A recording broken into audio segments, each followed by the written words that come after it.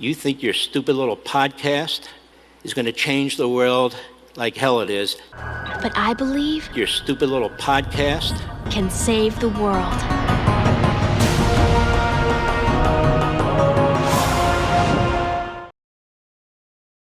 Hello, I'm Professor McCoy. Welcome to my stupid little podcast. Today I want to look at, examine, and to some degree respond to one of Tucker Carlson's recent monologues. As of this recording, it's his most recent, and it is on primarily the situation in Venezuela with President Maduro being captured, kidnapped, arrested, whatever, by Donald Trump and the Trump administration and the U.S. Military, etc., whatever. And I kind of want to use this as a bit of a springboard for discussion of just war, of our current sort of political climate and situation, largely talking about the U.S.'s position on the world stage, what the United States sort of is right now, because Tucker talks about the sort of political status and the social status of the U.S. in relation to history and in light of the future. And it's a fascinating bit of a discussion, and he puts forward some ideas that I think are dangerous, perhaps, wrong-headed, certainly, but also it is worth noting that he is not putting these forward without due consideration, without a grain of salt as well. I don't want to give the impression here that everything that he's talking about he is like fully endorsing here. And I don't want to give the impression here that everything that he's talking about is a pure expression of his views, because I don't think it is. I will link in the description of this the full episode, not just the monologue. And I have clipped this, and so I'm skipping around it a little bit. I have cut out some pieces for length, but I do recommend listening to or watching the whole thing. I got his whole monologue, and then, of course, his interview with Megyn Kelly, which follows in the same episode, where he does, I think, sort of back off on some of these, on some of the more extreme ideas here, or at least advise some caution or advise some tempering, let's say, of some of the thoughts and ideas that he presents here. So, without too much more introduction, let's go ahead and through this, and I'm going to be pausing throughout. So hopefully you can identify my voice from Tucker Carlson's. Should be fine, right? All right, let's go. What happened a few days ago in Venezuela is not just a big surprise to people who are watching it. It's not just a kind of exciting foreign policy story. It is the effectively announcement by the U.S. government that our system is changing, that we are now explicitly an empire. We're an empire. Okay. This is going to be a large theme of the first sort of half of this monologue, and then he's going to pick it up again right near the end. And so I want to, I don't want to give away too much of my thoughts on the matter, but the distinction he's pointing out here, just to clarify, and he's going to get into this later, is not that the U.S. has not been an empire in the past, but rather that the U.S. has not been open and explicit about being an empire throughout most of its history. He's going to talk about when he thinks we kind of transitioned into what we can realistically call an empire. I have some disagreements there, but we'll get to it. But the point is that I think Tucker and I both agree that I think that, I mean, the U.S. has certainly been an empire for quite some time. But I do think that this does represent a pretty significant shift in the sort of outward justifications for the U.S.'s military adventurism. Because prior to this, justifications have been largely within the sort of framework of the what's typically referred to as the liberal rules-based international order. That is to say, more or less the framework that is maintained by the United Nations and various aspects of international law, etc. And this is, I think he's right, clearly flaunting that. And so this does represent something like a change, but only in justification and disposition. Now, you might think that that's unimportant, because maybe this was say a good result. And I certainly agree there, right? I certainly do think that Nicolas Maduro was a terrible leader, probably a very bad man. Not probably, he was a very bad man. I think that's demonstrable from a lot what he did. He was a socialist, probably a communist even, I would say. And I have been even on record criticizing him for years. And so I've even used him as an example of of a prototypical tyrant, as discussed in Plato when when I was teaching a class on Plato's Republic. And so I think that the result of him being removed from power is a good thing. Now we're going to look at some of the nuances as well. He talks about the specifics of who we're replacing the regime with, and who is responsible for replacing that regime, etc. But Maduro's removal from power is a good result, certainly. But the intention behind it is an important aspect of its moral character. Right? You can do something that has a good result, but intend something evil. This is, again, something that I've talked about in a lot of my class lectures surrounding ethics. I'll link an appropriate lecture to that as well. But I will say that this is especially important. It's especially important to analyze the intentions in the nature of the actions themselves, rather than simply looking at the outcomes and the results.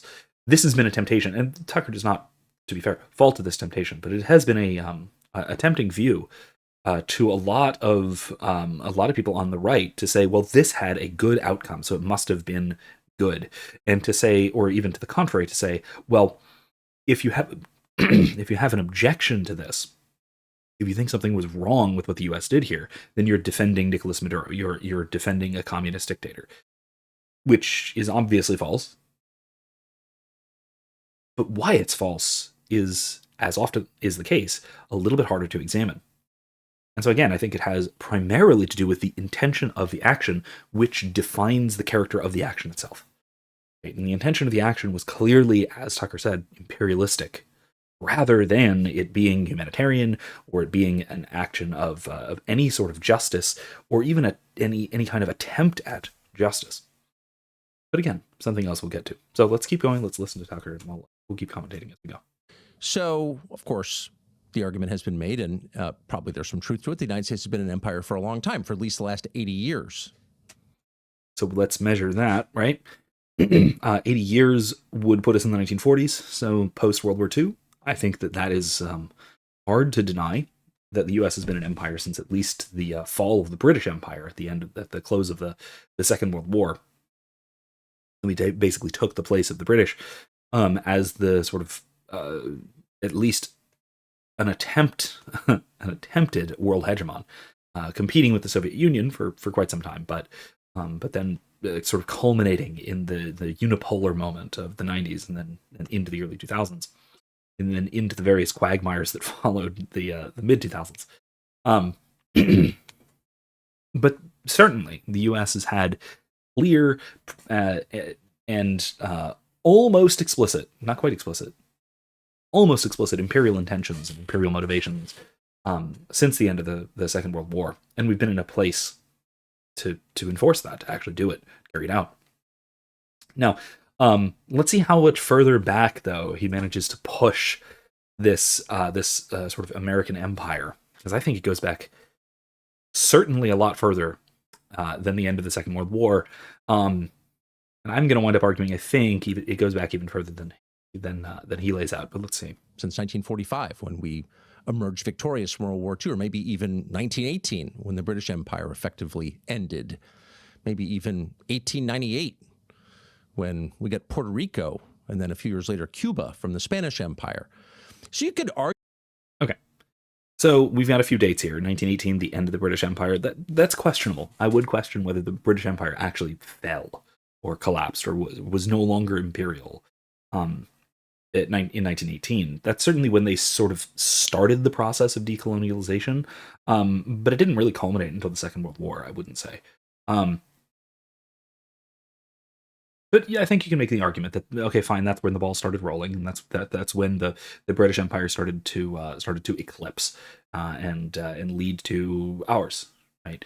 The U.S. arising in its place. Fine, I think you can make that argument as well. I think you can make the argument earlier with our acquisition of overseas colonies, Puerto Rico most notably. But I think you absolutely have to go further back than that.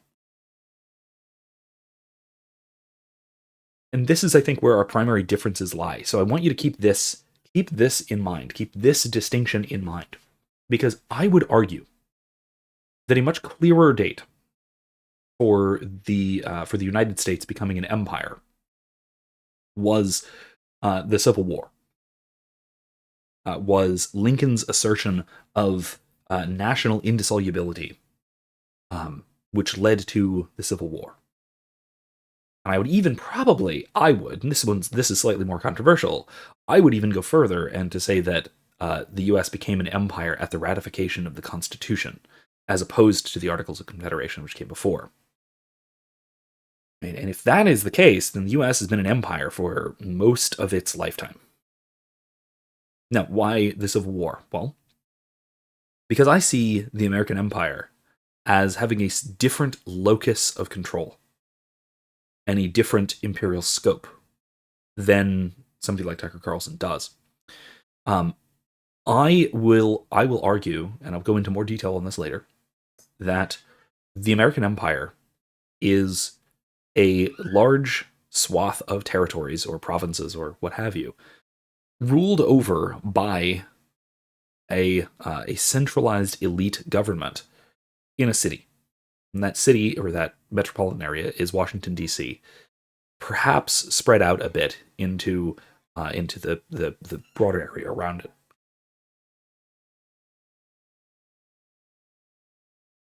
Excuse me. But primarily it is centered around D.C., and the rest of what we call the United States are essentially the colonies of, or the subjects of, that imperial power. And that is certainly how the various states, at least after, say, the Louisiana Purchase, were thought of. They were thought of as these new administrative units, essentially, that were set up by the federal government, which was radically different from how the original 13 colonies came together as something like a nation state, or like a confederation, if you will. It's articles thereof. But this is this essentially is the model upon which the United States was built, especially post-Civil War, when the framework really was that the central federal government is supreme, and that the states are first and foremost administrative units thereof, rather than independent states, nations, or societies that come together to form some kind of a union. A secondary union, if you will. Now, so I think the primary argument is not between the 1940s, the 19-teens, and the 1890s. I think that that is to say, the end of the Second World War, the end of the First World War, and the annexation of various overseas colonies in the late 19th century. I think that the real three dates that we should consider are the Civil War, the Louisiana Purchase, and the drafting of the U.S. Constitution. I think that any of those three dates, much earlier dates, are far more viable candidates for when the United States became an empire.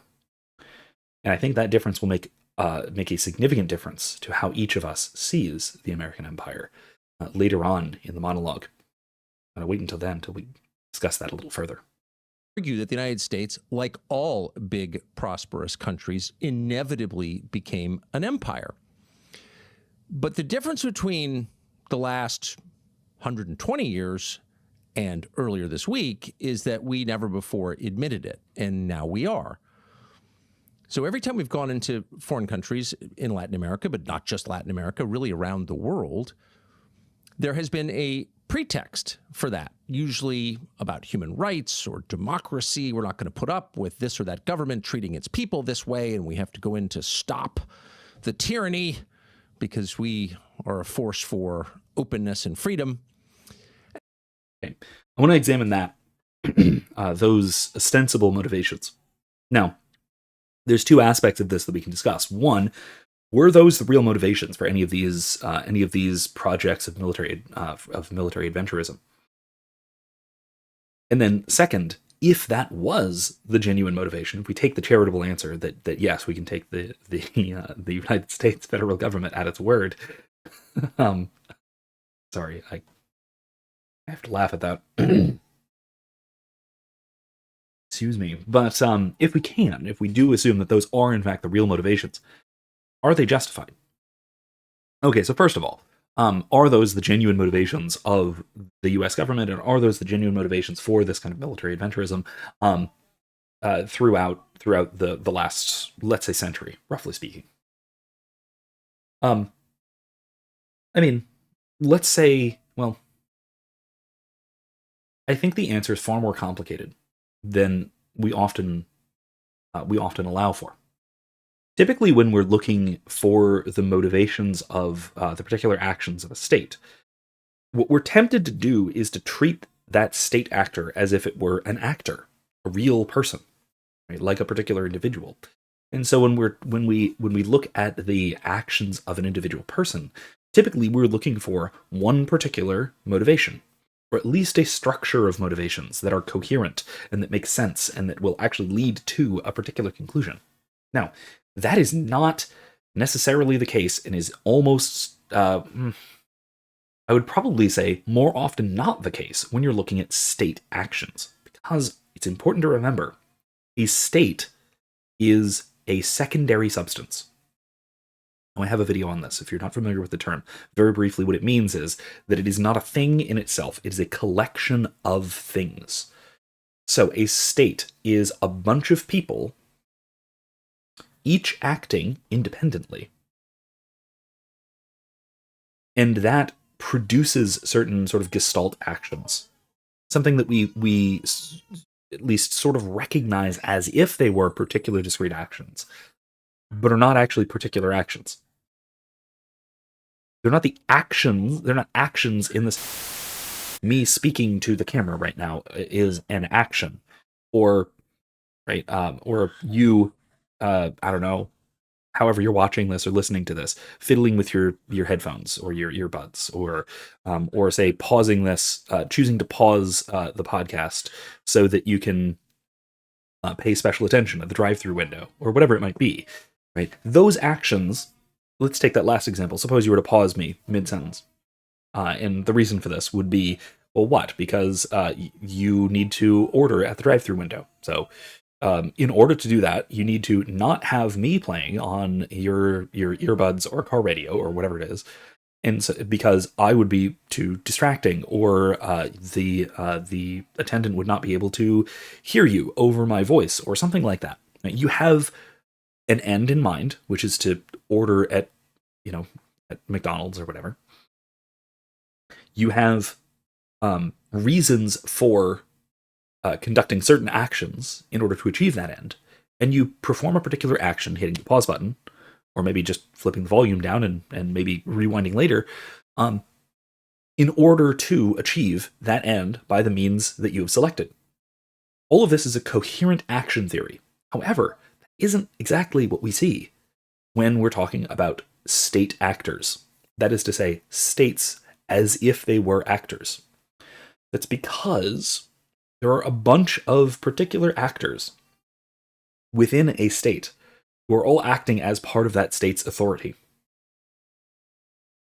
And they can all have completely separate motivations, which are often contradictory to each other. And so what we will often find in, say, a US military intervention is that some state actors really are motivated by humanitarian goals. Right? There probably were real people in the US government, or in the US military, or in the State Department, or whatever, who really did want to, say, overthrow Muammar Gaddafi, for example, because they were genuinely concerned about gas attacks against his citizens. Okay. That doesn't mean that it's the state's motive, so to speak, for doing so, because there were other people in that same state apparatus whose goal was to topple the regime, to assert geopolitical influence on other state actors in the region. And there were other people whose motives were to obtain greater profits from the military-industrial complex, and there were other state actors whose particular goals were probably, I don't know, like, ethnically or personally or politically or religiously motivated. And all of those, all of those are genuine people, real people, with real motives for making real choices. And so no one of them can be the single motivating factor for a state action. So how do we define a state action, and how do we define its motive? Well, I don't know. I hate to punt on the issue, but it's very difficult. Now, the best way I think we can do, the most we can do, is to accept the official motivation, the official stated reason, as the official reason of the state, for at least legal purposes, so long as it's plausible. So long as it's not obviously false. Because we can assume that there are at least some people who are genuinely motivated by that reasoning. So long as someone could be genuinely motivated by that reasoning. Now, let's be real. In this case, for example, the arrest of Nicolas Maduro is obviously has nothing to do with drugs, right? Like, everyone knows that. People who are saying it are lying, and there's no reason to think otherwise. If that is the official reason, then the U.S.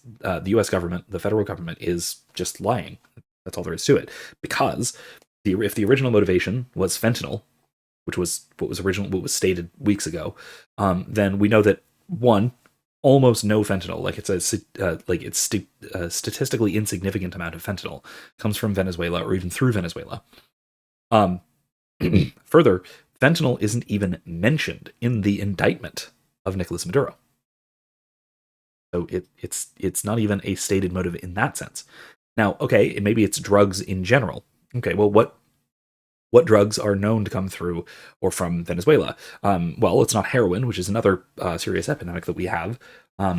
It's, to some degree, cocaine. But even cocaine, it's a very small amount on the grand scale of the amount of cocaine that gets into the US, and almost none of that is actually produced in Venezuela. Most of it is Colombian cocaine that is shipped through Venezuela to the US. Okay, cool. So our motive can't actually be that he is a, quote, narco-terrorist. That's not actually correct. That is obviously a false motive, and because that is the official stated motive, then we have to look deeper. And because we have to look deeper, well, we have to look to, well, what is actually going on? Well, then in that case, we can look to the explanations presented in relatively candid moments by people who with an outsized amount of power, like Donald Trump. And he has talked a lot about securing our national interest against rival powers, and talked a lot about oil and various oil wealth and confiscation of our of U.S. assets by the Communist Revolution, etc. In which case, Tucker's right. That this really is, as best we can tell, just explicit imperialism. That this is just us pursuing the U.S., not us, like you and me, but the U.S. pursuing its national interest, simply because it's in the national interest on the world stage, and that's all there is to it. So, okay, hopefully that was clarifying rather than further mystifying, but let's keep going. And there's been some truth in that, of course. But behind that has been the calculation behind every big foreign policy move made by every big country. Oh, I forgot the second part. There was another question that I failed to address, right? Which is that if the humanitarian goals were the genuine motivation of the U.S. Government, would those be justified? Well, suppose that the reason that the U.S. decided to overthrow Nicolas Maduro was not for national interest. It was not for sort of narco-terrorism or whatever. It was because he was a brutal communist dictator, and that he was oppressing his people, and that he, as it has also been brought up and stated, he refused to accept the results of an election, which should ring a few bells for Donald Trump, but whatever. Now, again, not saying that he did in fact refuse to accept the results of an election. It's just that he was repeatedly accused of doing so, and including by the international community. And so there are some problems here as far as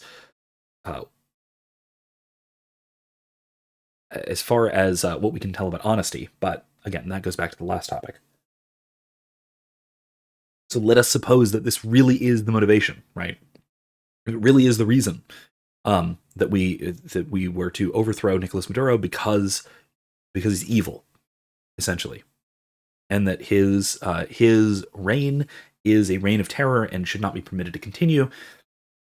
Can the U.S. government act as a proxy for the people of Venezuela? Because that's essentially what we're talking about. Right? What we're essentially talking about here is a foreign government acting on behalf of the people who are being oppressed, who either do or would want their oppressive government overthrown. Okay, this is very similar to a more on a more interpersonal level. Someone calling on someone else for the sake of self-defense. Right? I'm being assaulted. I cannot defend myself against this big old gang of people who want to beat me up and take my wallet. And so I shout, "Help, help, please help me." And so those guys over there say, "Oh my, that man needs my help." And they come over and help. Okay, cool. That's a very clear-cut case, right? I've requested help. It's been a general distress, so to speak, general distress call, and someone rushes to my aid. And wonderful. It is in accordance with my wishes. I've been unjustly assaulted, and so great. I have been aided in my quest for self-defense. Okay. It can be a little more complicated though. Suppose I am being, beaten up by a bunch of guys, presumably again for the sake of my my not very hefty wallet. They don't know that perhaps. And so that same group of guys over there across the street say, "Oh no, that man is being assaulted. Let's help." And so they go in and they help. And afterwards I say, "Oh, thank you. I'm glad you saw it. I'm glad you were able to help me." Now, this gets difficult because they could not have known with moral certainty that I needed to help, or that I would have requested help, particularly their help. Maybe I don't like those guys. Maybe I held some grudge against them for all they knew. Or maybe this was all this was part of a movie scene that we're filming or something like that. They don't necessarily know that. Certainly not with again what we would call moral certainty, which is the level of the degree of certainty or confidence that you would need to act ethically on a given bit of information. Okay. However, I think that it is reasonable.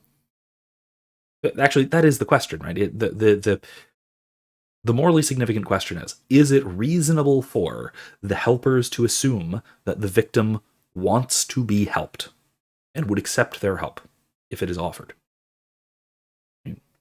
And this is, of course, where you get to ideas of like, well, if suppose someone is choking and is unable to unable to cry for help, and you go over and you perform a Heimlich maneuver in CPR if necessary, or that sort of thing. You provide first aid to somebody who is unable to ask for help.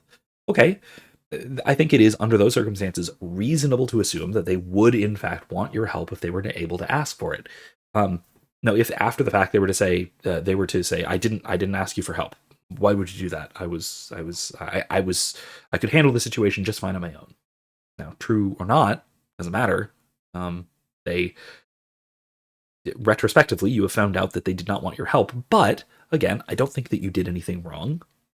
You're certainly not culpable for doing anything wrong, because it was perfectly reasonable to assume that they would have wanted your help in doing so. Now, how does this apply to the situation in, say, Venezuela? The question becomes,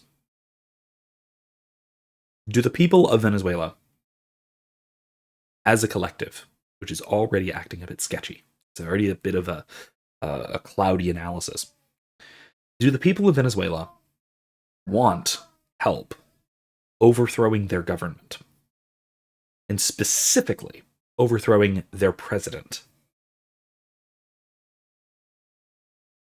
That's an open question.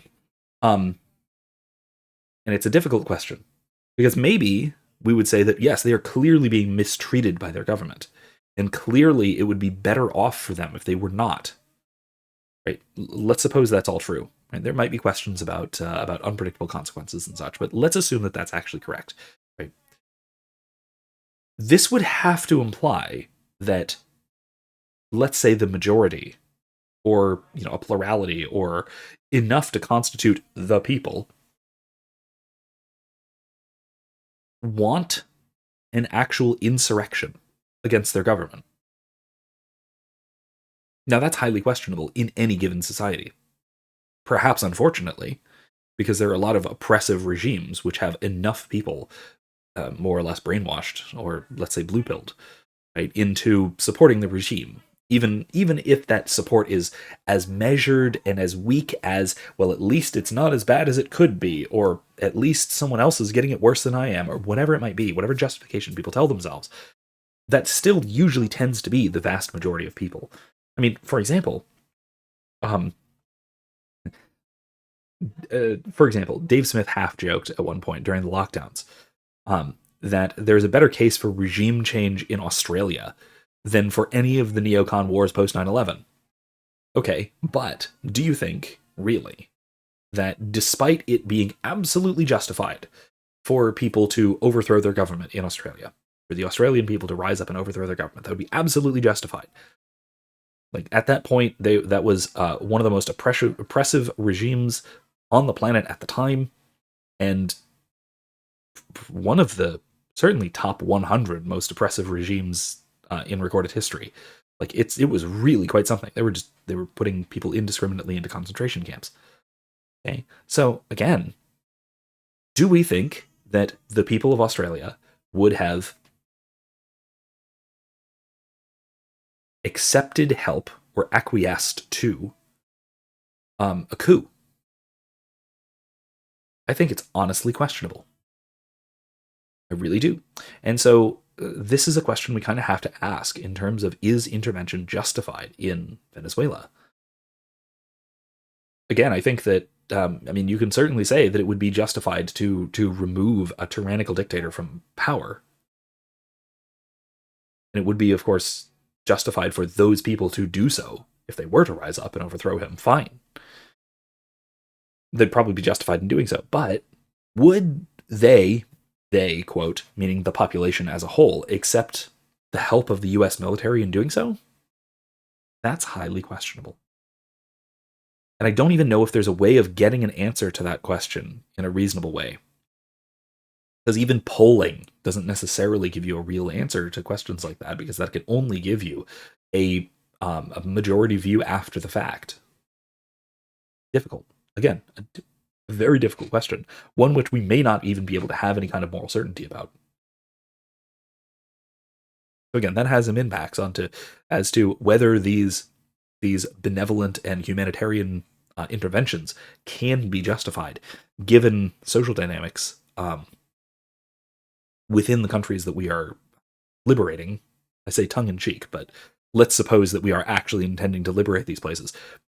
Okay, maybe that's not true, but let's pretend.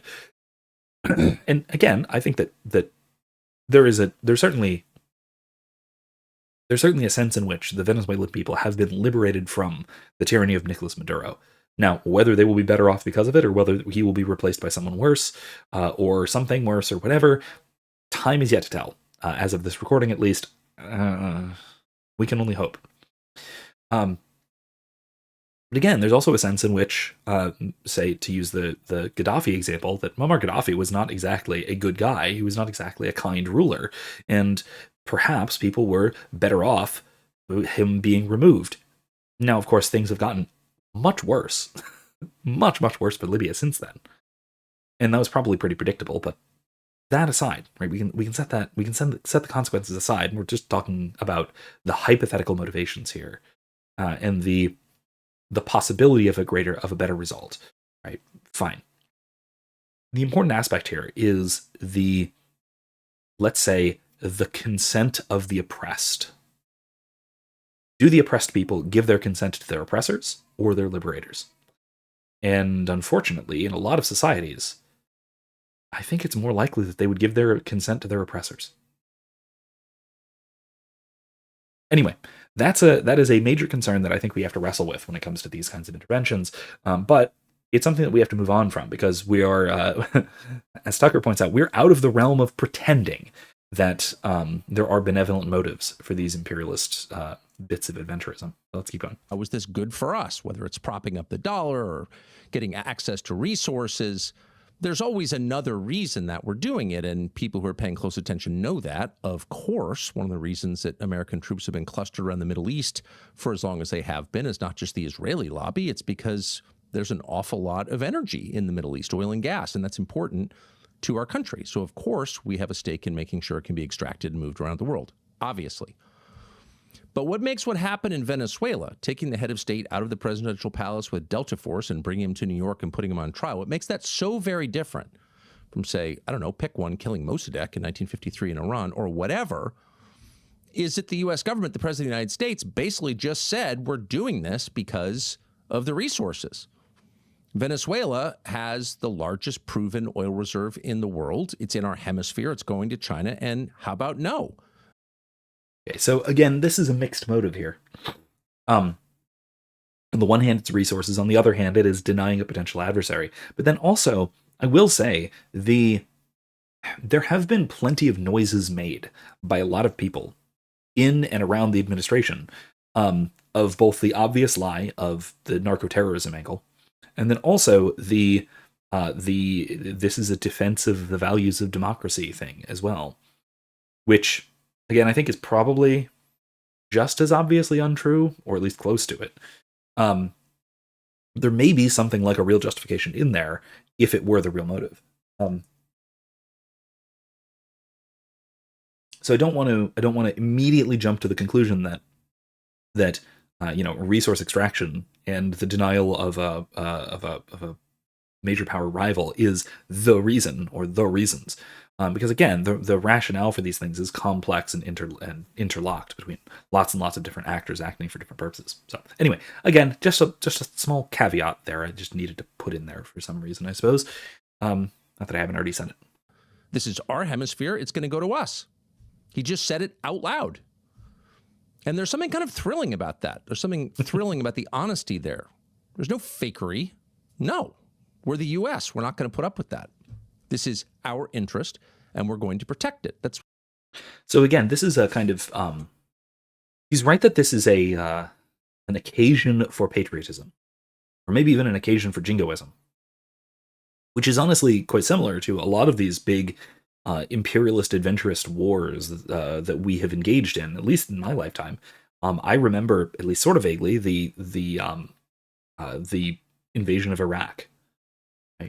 I was a kid. I think it was in middle school, roughly.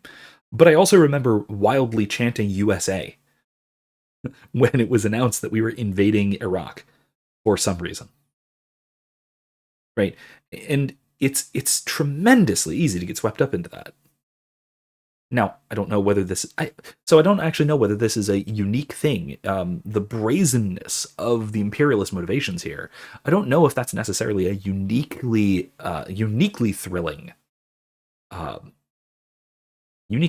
thing, as opposed to just the U.S. is going to go do cool, badass military stuff, and we're going to blow stuff up and drop some bombs and woohoo, or whatever, Right? I think a lot of the sort of occasion for patriotism really just lies in U.S. military is going to go do military stuff. But then at the same time, and also be extremely effective at it, because let's be honest, this was a very effective raid. Now, whether it was aided by elements of the Maduro regime seems likely, but not necessarily. It certainly hasn't been exposed as of this recording. But in either case, this was pulled off quite effectively. So, again, occasion for patriotism. As to whether the sort of mask off moment of it has its own appeal, I think it does. But I do think it only really recolors the impulse to patriotism that would already be there by sort of military adventurism in the first place. what the president said. And for the first time in a long time, there was pretty strong support from the right, from Trump voters, for foreign policy adventurism. Keep in mind, a lot of them voted for the president on the basis of his pledge to not start new wars. Well, here is effectively a new conflict, and they're supporting it. Why? Well, I will say that I was, perhaps embarrassingly, at this point, I was one of them. I voted for Donald Trump in 2024, in large part because he was the peace candidate. And I'll say, I know that a lot of people voted for Joe Biden because he was the peace candidate, or at least the return to normalcy candidate, which that didn't turn out too well. And a lot of people voted for Donald Trump in 2016 because he was the peace candidate, which kind of turned out okay-ish. Not too bad. And a lot of people voted for Barack Obama because he was the peace candidate. And then he was the first ever Nobel Peace Prize winner to bomb another Nobel Peace Prize winner. And I know a lot of people voted for George W. Bush because he was the peace candidate. And then he was George W. Bush. And a lot of people voted for Bill Clinton because he was the peace candidate. You can keep going, right? You can keep going back on this. At least through Clinton. Maybe not through Bush Sr. and Reagan, but again, that goes beyond my life experience, so I'm not sure. I don't know the sort of climate at the time. But in any case, it certainly was the case that a lot of Trump voters were wildly opposed to precisely that, not just this sort of thing, but this in particular. For example, there was I know, for example, Tulsi Gabbard was vocally opposed to any intervention in Venezuela for years. And she just recently came out in vocal support of it. And that goes for a lot of not just members of the administration, but Trump supporters more generally, have recently just sort of turned around on this. Why? Well, I don't know. Because military is cool, I guess, and partially because it's maybe at a deeper level. It's being sold as America first, right? Which again, I don't think is a reasonable application of America first. This is the sort of Monroe Doctrine, Donald Trump's distortion of the Monroe Doctrine, which was specifically a sort of a defensive doctrine against European interventions in the Western Hemisphere. What we have here is this idea that, right, no, America first in this context is taken to mean America will colonize anything it damn well pleases. And that's what it means to be America first, because our first concern is whatever benefits America, that might even include military invasions of other countries for the sake of their resources. This is at least, for example, Matt Walsh's take, who similarly was viscerally and vocally opposed to interventionist warfare for years now. It's part of why he spoke out in favor of Donald Trump in the lead up to the last election. So again, it seems to be a major flip-flop, but it's one that is,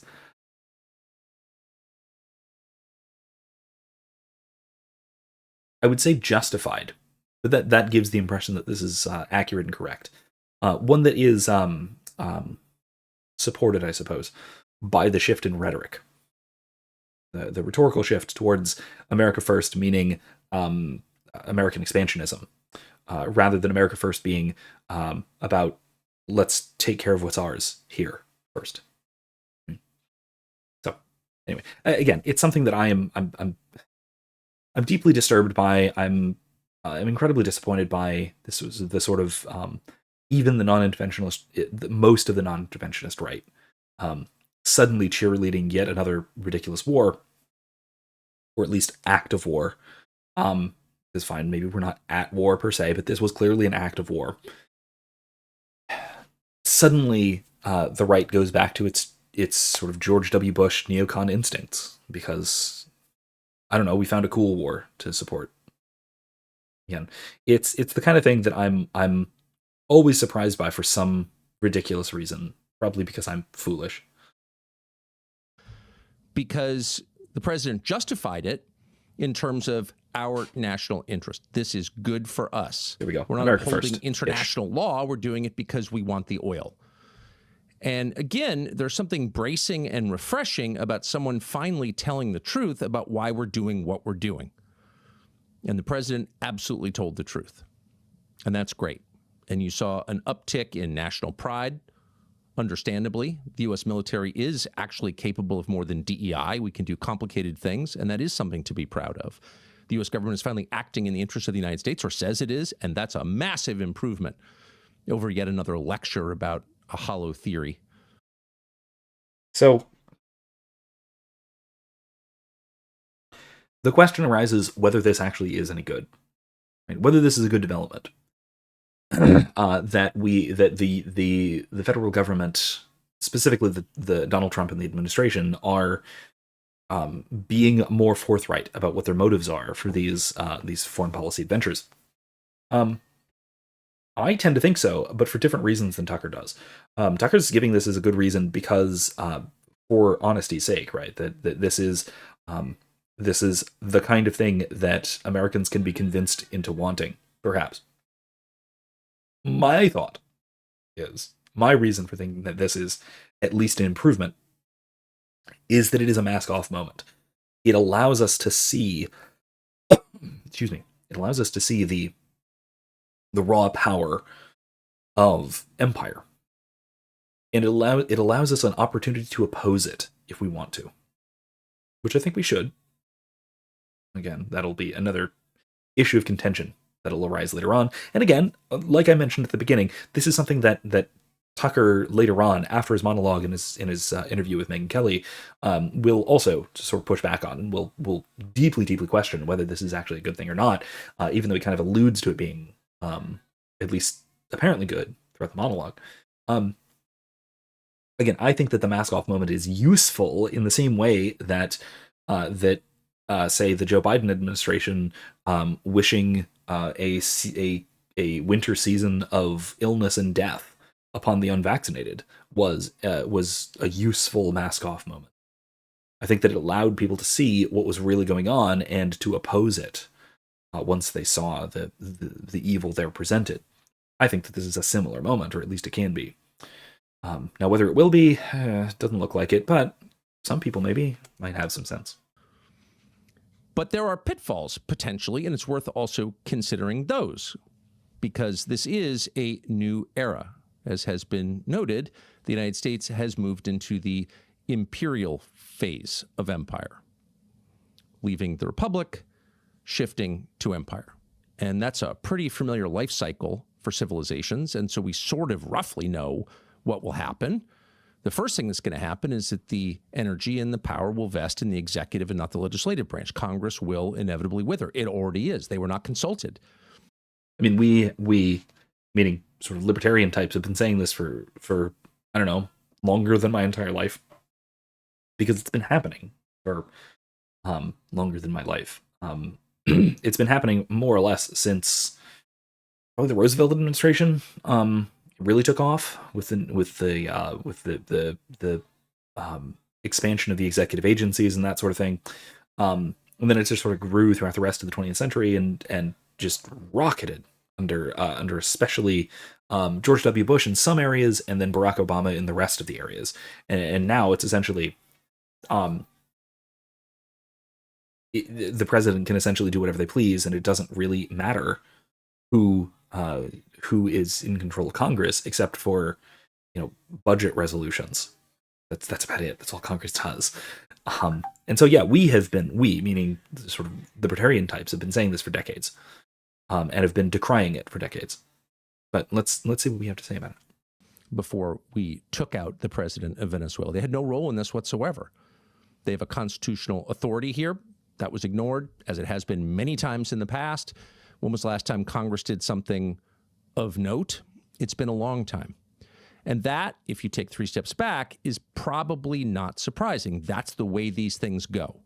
The power moves to the executive, to Caesar, or the president, or whatever you call him, to the national leader. And that trend will accelerate over time, for certain, not decelerate. And that has all kinds of implications, one of which is... Will it? I actually can question that too. I think that this is a trend that we can, in fact, push back against. But probably not through... I don't think that we can push this back through the federal legislative branch. I think the only way we can really push back against this is through decentralization and and what you might call states' rights, right? States asserting their power contrary to the federal executive might be realistically the only way of pushing back against this consolidation of power, and I think that we absolutely need to do that. This is where places like the 10th Amendment Center are phenomenally doing phenomenal work, or even just sort of state level nullification. A lot of the things that we saw during COVID, I will even give credit to the sort of left-leaning sanctuary cities. Now, their actual solutions and what they're protesting is very silly and is ultimately dramatically self-destructive. But the fact that they are pushing back and using their local authority against federal overreach is a useful tool. Even though it's of course being used for nefarious and wrong-headed purposes in those cases, I should say. But I do think that I don't think that this is quite inevitable. Now, it's a trend in history, certainly, but it's not universal. And I don't accept the sort of inevitability of history. I do think that these things can in fact change, especially if there comes a significant enough inflection point where it becomes so obvious a problem that it needs to be dealt with. Right, the point where any given state or few states maybe start to just outright reject presidential authority and federal authority on certain matters. That I think that can lead to a kind of avalanche effect, especially if it is in the face of an obvious crisis. Right. Which I think was, for example, like if we look back to the immigration crisis under the Biden administration, you had Texas basically fighting with the federal government to try and enforce its own border. During COVID, you had a few states that were just basically pushing hard back against various federal mandates. Florida was notable. North Dakota were really the only two real outliers, but let's still it's something. It's better than nothing. And I think that does represent a kind of way out of this executive suicide pact that we kind of find ourselves, Tucker's right, hurtling towards and only accelerating. But I do think there still is a brake pedal, and that, well, I think that there's 50-ish brake pedals, and that they probably need to be pressed a bunch of them at once, which is the difficulty, but I think it's possible. National elections are now everything. It's always mattered who the president is. Now it matters more than ever. So national elections, I take it he means presidential as opposed to congressional, rather than federal as opposed to state, which I think is correct, right? I do think that it dramatically matters who the president is, a lot more than it matters who any given congressman or even any given senator is, or even who all the congressmen and all the senators are. The president matters a lot more than the entire legislative branch. And so the, quote, national elections, those elections for which every American votes, which is exclusively the office of the president, is dramatically important. And that does also, I think, contribute to a national unity, but I mean that in a more derogatory sense. And again, that's something that I'll have to punt on and talk about a little more a while later, when he talks about the sort of U.S. empire. In any case, though, right, it is it's not the same to say that these particular offices of, say, Senate, these federal offices that are at the state level, right? So Senate, Congress, that sort of thing. Those are less important, but state offices, I do think, are still tremendously important, whether that's state legislatures, whether that's governors, whether that's various judicial officials or whatever. I think those are still crucially important and do have a role to play, even in opposition to this the executive overreach, or even just in terms of subsidiarity. That if a state handles something, that is less reason for the federal government to involve itself in it. Because the president has the ability to act unilaterally in the way we just saw. And that's a lesson that every aspiring president will internalize. And so the next presidential election, 2028, means much more than any presidential election in our history, because the power has expanded so dramatically in the office. And once expanded, it never contracts voluntarily. So that's the first implication. The second implication is that now that we're telling the truth about why nations do what they do, a lot of the arguments that we have relied upon, in fact, that have been the basis of a lot of our foreign policy positions, are now moot. So once you say out loud, we're grabbing Venezuela because we're annoyed they're selling what is our oil to the Chinese, our rival, once you just say that out loud, and again, it's good to be honest, but once you are honest, it's kind of hard to make the case that, well, for example, Russia doesn't have an interest in what happens in eastern Ukraine. It's hard to scold Putin for moving into Ukraine. Here's a great power threatened on its border, and it takes action to protect itself. And we've been... Now, this carries with it the implication that the Western Hemisphere is, quote, ours, and that also Eastern Europe is Russian, and that, you know, Asia is Chinese. This carries the assumption that the sort of spheres of influence of these great powers are not just spheres of influence, but spheres of ownership, and that jumps very far ahead into outright not just imperialism but colonialism per se. And I don't know if I would go that far that quickly, but it is a paradigm shift, which is, I think, his point, right? I think his point is that this represents a dramatic shift in the way that we look at international relations in terms of these spheres of influence and spheres of control, and that action within those spheres by the dominant power is perhaps not justified, because that's a separate issue, but not something that anybody else is going to interfere with.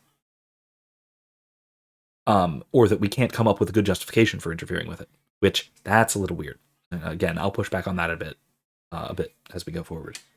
Calling that an unprovoked invasion. The Biden administration called it that. The State Department still calls it that. And our policy is based on the idea that this is illegitimate. And that's why we've been waging a proxy war against Russia for 4 years. You can't really make that argument anymore. How is it wrong for a great power like Russia to protect itself? Well, under the rules that we're now operating under, it's not wrong. But you can't point to some abstract principle and say it's absolutely wrong. Why would it be wrong for China to retake Taiwan? The U.S. government already acknowledges that Taiwan is part of China. We have a so-called one China policy, and yet simultaneously we suggest we would defend Taiwan against Chinese aggression. But wait a second, Taiwan is Han Chinese. Okay. Why would it be wrong? Well, again, we can examine what is essentially just war theory. Why is it wrong for Russia to invade Ukraine? Well, we would say, well, it's an unprovoked assault. Well, that's not true. Right? It was certainly provoked. It was certainly there were certainly lots and lots of things that were done by Ukraine and by NATO, led by the U.S., that led to that gave Putin a reason to invade, or at least a pretense for invasion. Now, that said, let's put it this way: to make it so that invading Ukraine was in the Russian national interest. There we go. That's more precise. That said, that does not provide a justification for war. Right? Why is it wrong? Because it's an act of aggression. It is quite simple, really. Now, if we want to complicate it a little bit more, we can get into more of the aspects of just war theory. That this was not that the invasion of Ukraine was not a last resort. That the invasion of Ukraine was not. It was not an action which was in direct response to acts of aggression in itself. Right? It was aggressive rather than defensive. And those are the big ones. Now, you can talk about jus in bellum, that is just acts of war within the war, and whether the war has been conducted justly by Russia, by Russian forces, and it probably hasn't, because most wars aren't.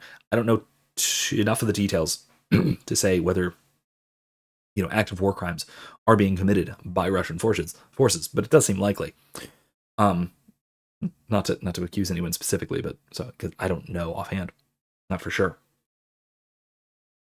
But it being in our national interest is insufficient justification to launch a war. And so that's what it means to say that this is in fact wrong. It's wrong to do so. It's wrong for China to to invade and take over Taiwan, because it is an act of aggression against the people of Taiwan. Okay, there we go. And this isn't under what you would call international law. This is under natural law. Now, unless you, again, you could, there's an argument to be made that international law, given that it is not legislative per se, right? There's no one who wrote international law as a set of statutes that were passed by some hegemonic authority. Not even the UN, really. There are only a few, treaty-based rules that the UN even holds to.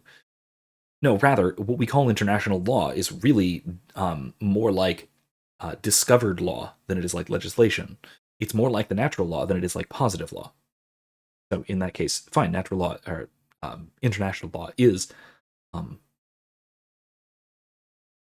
in some respects, or at least by some understandings, is perfectly legitimate and in fact binding on any human being, right? In virtue of being a moral agent. So that's what makes it wrong, right? It's not that it is, a violation of a particular set of arbitrary norms chosen in the sort of post-World War II international consensus of the liberal world order or anything like that. No, that's not why, right? It's not a consensus-based justification at all. It is an objective justification based upon the natural law, written into creation by the creator. That's what we're talking about. And I think that under other circumstances, Tucker is pretty amenable to that kind of talk. But again, I think that what he's doing here is taking an extreme position to outline the extreme position, rather than just putting forward all of his thoughts simply and straightforwardly as he holds them. Because he does go on to temper a lot of these in the interview that we're not going to go through, because we're already an hour in to this 23-minute monologue. But let's keep going. Same people, same language, tons of cultural similarities. We want the microchips in Taiwan. We hope it doesn't happen because it would give China greater leverage over the United States. But as a matter of principle, can you really say it's wrong for China to reunify with Taiwan? No, you can't say that anymore. I mean, okay, so what he's getting at here is that it would be hypocritical to say that at this point. And I disagree. It is not in any way hypocritical for me to say that, because I didn't invade Venezuela. Now, it is in fact hypocritical for, say, Donald Trump to say that. It would in fact be hypocritical for the Donald Trump administration per se to put out a statement condemning the reunification of China, or in other words, the annexation of Taiwan. But since when has the government at any level cared about being hypocritical? And again, there are reasons for not caring, because the government is made up of a whole bunch of people with discrete interests. Sometimes those interests align enough to get the, quote, the government to, quote, do something, but not always, right? And so I do think that, again, sure, on pain of hypocrisy, it would be perhaps silly to condemn China for taking Taiwan, but only on pain of hypocrisy, and that's not very painful to a state. All you can say is we will try to prevent it if we can, but we can't appeal to any higher authority. Now, some will say that higher authority was made up. Well, it certainly was made up, but made up by God. So, okay, there's a couple of things here. I see a lot of people just putting forward this view unironically and without any kind of caveat. That's a problem, because it is ultimately a rejection of the natural law. It's a rejection of divine law, and it is an assertion of pure nominalism with respect to ethics. Which, to say that international law is, quote, just made up, is to say that it is purely positive, and so it can be dismissed just as easily as it is made up. Which is to say that there is no objective meaning to this particular domain of ethics, which is essentially a denial of, well, frankly, a denial of Christianity, among many other things, right? So this is, I think, this presents, this very quickly gets into theological problems rather than simply getting into getting into legal problems or political problems or even ethical problems. So, the other aspect of this, right, is that if we ask, right, what makes this wrong, right? We ask, who are we to say that that it is wrong for you to invade some other country, even if it's within your sphere of influence? If the U.S. is talking to Russia, so to speak, or talking to China, so to speak, there is a semi-coherent ethical view which does hold that you can, in fact, condemn something that your enemy does, even though if you do the very same thing, and that is essentially the friend-enemy distinction in politics, right? This is friend-enemy politics. This is saying that when I do something, it's good. When someone I don't like does something, it's bad because I don't like them, and I don't like that they're doing it. Right? It is essentially reducible to Polemarchus's definition of justice from Book 1 of Plato's Republic, which is to do good to friends and harm to enemies. This is also Schmitt's idea of politics, and it's also been defended by a lot of people on the sort of new right. Most notably, somebody like Aaron McIntyre is very famous for defending this view. Maybe I'll do a podcast episode responding to him too at some point. Maybe on this topic, because it's a fascinating one. Maybe I might even like to talk to him about it, because perhaps let me put it this way. I think there is a real distinct possibility that I am misunderstanding what he is saying about the friend-enemy distinction. As I'm unsure whether he intends this as something merely descriptive, that this is how politics is done, and then just sort of withholding any normative judgment, or whether this is a normative claim that this is how politics ought to be conducted. Right? If it's the latter, then that has been utterly, completely disproven for 2,500 years, and that we should do nothing but casually dismiss the idea. That said, it is held by a lot of people, especially held by a lot of people in power, who say that, well, people I like, people who are on my side, are good in virtue of them being on my side, and people who are against me are bad in virtue of being against me. And so for them to do something that is in their benefit, the exact same kind of thing that I would do, it's bad. And I should fight against it. It's right for me to stop them because they're doing it. Now this is again patently absurd. This is in fact self-contradictory. I'll link a class lecture on the subject in the description if you're interested, further interested in that. Perhaps I'll go into a lot more detail on the sort of friend-enemy politics and Polemarchus' view on justice and how it falls apart in another episode. But for now, that old lecture will probably suffice. Anyway, it is coherent-ish. It's semi-coherent, insofar as it's at least a common view. But again, I don't think that Tucker even think that Tucker is holding that. I think that what he's saying here, the idea he's putting forward here, whether he's holding it or not, is that there is no ethical standard for international relations. That all we are talking about is practicality. This is realpolitik. That only our interests matter to us, your interests matter to you, we will care about ours, you will care about yours, the end. End of story. Which, again, is a very reductionist take, and it is a very almost morally nihilistic take, one which people on the right should know better than to accept, but don't always. That principle was the basis of the entire fabled post-war order. What was the post-war order? It was based on one idea. It is wrong for bigger countries to swallow up smaller countries just because they want to. That's why we declared war against Germany when they went into Poland. Though weirdly, we did not declare war against the Soviet Union when they did the same thing the same day. Like I said, hypocrisy has never been that much of a pain when it comes to state action. But whatever, the point is, big countries are not allowed to act in a predatory way towards smaller countries because that's wrong. And there's always been, as noted, tons of fakery around that, of course, tons of pretending and pretense. We're all wearing a veil to hide our true motives. But that has still been the basis of the way countries deal with each other. And that is no longer the case as of this week, because the world's great superpower, oldest superpower, the United States, just acted purely in its own interest and said so out loud. So where does that leave all these international bodies? The UN most famously, but all of them. The World Health Organization. How about NATO?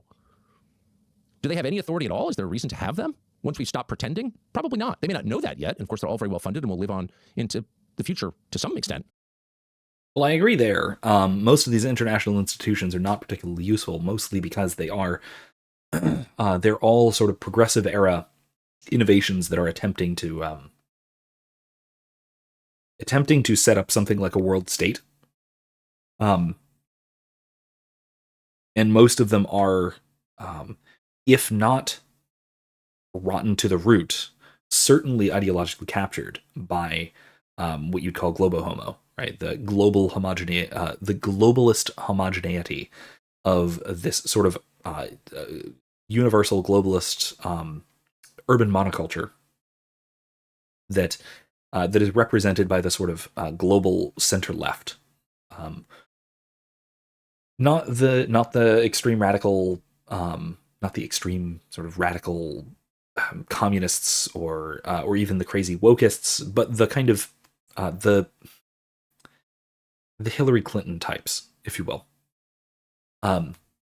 And that is really the sort of unifying ideology for not just these international organizations, but the kind of culture that is behind them, which is, the oddly common culture between all of the various major cosmopolitan urban centers in the developed world.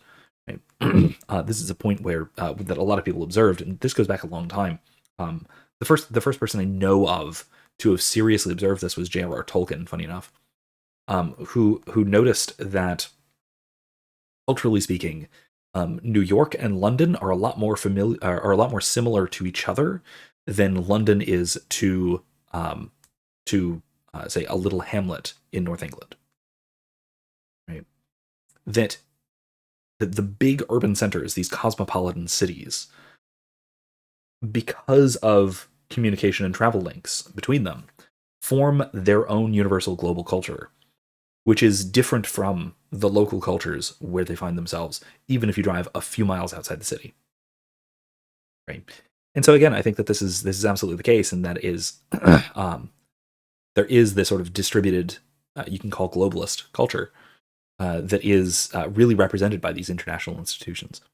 And yeah, I do think that they are they're overall destructive, but they do have their constituency. It's just a very odd constituency compared to what we think of as national politics. But basically, they're dead men walking. They're over. That's all over.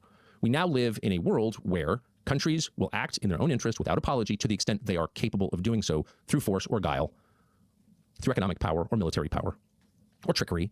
But nobody's going to have to pretend that we're doing this because we're upholding the rights of man. Interesting. So I'm torn on this one. I think that is a possible outcome. But just as possible is the idea that this sort of international rules-based liberal order maintains itself by this kind of cultural homogeneity. That said, the other possibility is that there is still this sort of cultural homogeneity between, say, capitals of the various nation states, but that they interact as sort of hostile peers rather than as friends. Right? I do think that it's entirely possible that we go back perhaps to the early 20th century kind of model, where the various world leaders will perfectly well sit down at a cocktail party together and then go to war and send their sons and daughters to die the next day. I think that that's a distinct possibility, and that is the world that would have to arise under conditions like these, under conditions of major powers with spheres of influence that are going to be acting against one another, in competition with one another, while still maintaining this sort of global urban monoculture, the globo-homo, which, by the way, globo-homo can refer to globalism and homosexuality, but that is, some people use it to refer to that, but that's not how I'm using it. I think that the fact that the globo-homo is largely in defense of gay rights is a mere accidental characteristic of that being the sort of liberal project of the last couple of decades. That's really it. I think that the globo-homo thing, that project, that cultural development has been going on a lot longer than that, and hasn't always included, LGBTQ or whatever issues, and might not always either. I don't think it's essential to it. I mean, that's what a lot of people mean by it, probably. But again, it means globalist homogeneity more than anything else. That's the more interesting definition. So again, that's great. A lot of people are excited about it. I'm not going to argue against it because it's already happened. This is done. This is the new world that we live in, for good or for bad. So it is a waste of time and breath to complain about it. So again, here I think he's doing that thing that I was talking about with Aaron McIntyre that he will occasionally do as well. That he's being descriptive here, not normative. Right? He's saying this is the world as it is going to be. And that if we're going to live within it, this is how we're going to have to act, just practically speaking. Setting aside any moral considerations. Now, that latter part, the setting aside any moral considerations, that has its own serious ethical problems. But the fact that this isn't a normative description of this is how the world ought to work, that's at least a bit reassuring. I will say that much at least. Far better, far more constructive to think through what does this mean going forward? What implications does this have for us? And what are the potential traps in an arrangement like this, one that we've never lived in before? And the first is very obvious, and that's getting over your skis. That's getting stoned on hubris, which is always the pitfall for any man, really, in life, powerful or not. Convincing yourself that you have more power than you actually have is the most basic trap in life. That's how you wind up hurting yourself, because you overextend.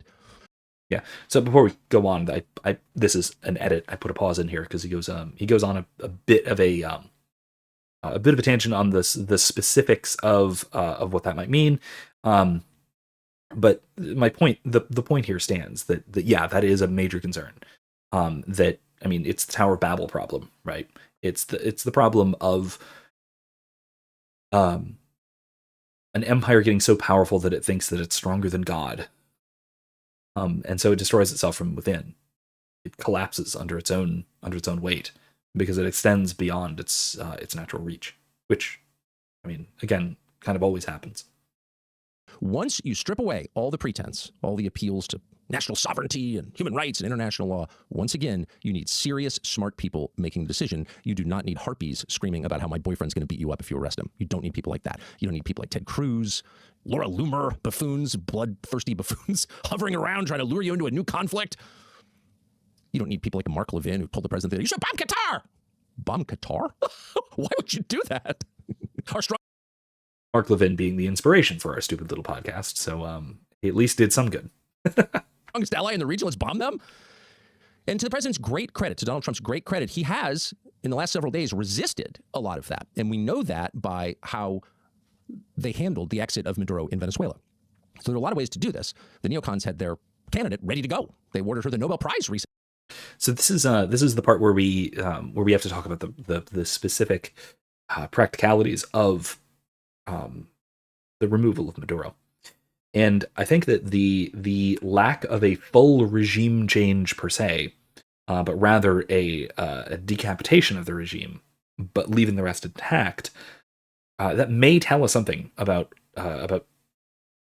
what's going on here, what real motivations might have been. Now, Tucker has a theory that he wants to present, so I'll let him present his, and I will I'll maybe analyze it and maybe present some alternatives. The abortion lady, the gay marriage lady, the Klaus Schwab acolyte who's going to move the embassy to Jerusalem or something. They were all set to install this lady Machado in the presidency in Venezuela, and Donald Trump shut it down. In fact, So this Machado is the sort of what you would probably call the globo homo candidate, right? This globalist homogeneity candidate, as represented by these various international organizations, as represented by the, quite frankly, the what we find at least to be the Israel First movement, the banking elite movement, the liberal world order kind of group, people who have that as a primary concern. But again, the broadly speaking, the relatively moderate center left, I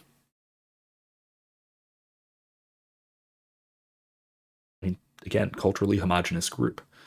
That's it. It is the kind of person who could very well be a politician anywhere. The only difference being perhaps a language barrier.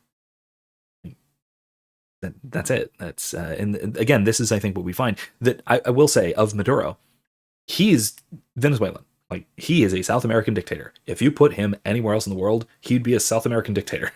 If you put Machado anywhere else in the world, she would be a politician. And I think that is absolutely absolutely definitive of what I'm talking about here with this sort of this global urban monoculture. Mocked her at his first press conference announcing the capture of Maduro. Oh, there is an element of that as well, though, that's worth pointing out, that a large part of why Trump seems to have been mocking her was because she got the Nobel Peace Prize with that he wanted. So this is also kind of a personal ego beef on Trump's part. So there's that element as well, worth noting. That is a good sign.